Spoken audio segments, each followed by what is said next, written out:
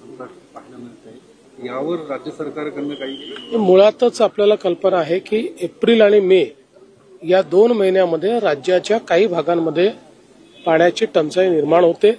विशेषतः जिथे पाण्याचे स्रोत स्वतंत्र नाहीत अशा ठिकाणी ही टंचाई जास्त असते.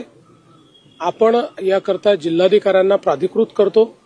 जिल्हाधिकाऱ्यांनी टंचाईच्या संदर्भात मॅपिंग करून ज्या भागामध्ये टंचाई सातत्याने जाणवते तिथे वेगवेगळ्या स्रोतातनं पाणी गेलं पाहिजे व्यवस्था करायची असते.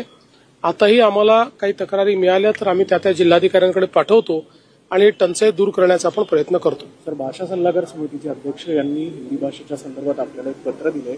नेमकं हिंदीच्या बाबत जे राज्यात सध्या सुरू आहे त्याबद्दल आपण बघा, असं आहे, हे पत्र तर काही मी वाचलं नाही, पण पहिली गोष्ट ही समजून घेतली पाहिजे की मराठीच्या ऐवजी हिंदी अनिवार्य केलेली नाही. मराठी अनिवार्यच आहे, पण नवीन शैक्षणिक धोरणामध्ये 3 भाषा शिकण्याकरता त्या ठिकाणी संधी दिलेली आहे.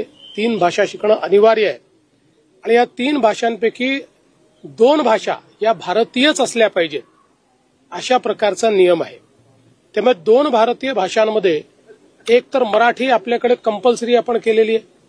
दुसरी भाषा कोणती, तर ती कुठली भाषा घेतली मराठी, तर ती कुठली भाषा घेतली भारतातली तर ती हिंदी घ्यावी लागेल, ना तर तमिळ घ्यावी लागेल, ना तर मल्याळम घ्यावी लागेल, ना तर गुजराती घ्यावी लागेल, ना तर अजून कुठली तरी घ्यावी लागेल.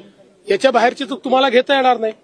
आता याच्यामध्ये ज्यावेळेस समितीने मंत्र्यांच्या अध्यक्षतेखाली जी कमिटी होती